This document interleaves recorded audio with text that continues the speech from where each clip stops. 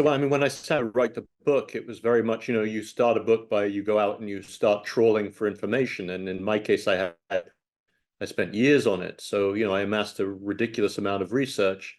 And then it was a question of what stays in and what goes out. And I would probably say 2% ends up staying in and the rest has to be cut. But when it comes to a play, the book covered, lots of different characters, lots of different situations. It goes from Washington to Cuba to Miami. It goes all over the place.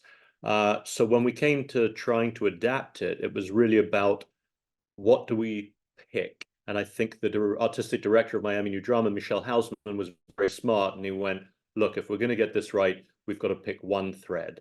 And it has to be a thread that's relatively simple to follow. And it has to be a thread that sort of stays in one location.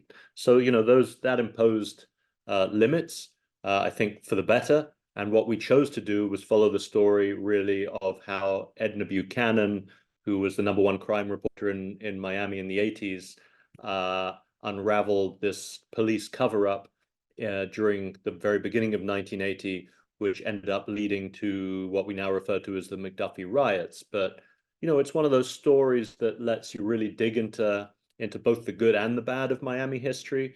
It's definitely a good cop, bad cop tale, but it also moves through this era when people were living under extraordinary amounts of stress. I think Edna Buchanan, you could argue, was as much a war reporter as she was a crime reporter.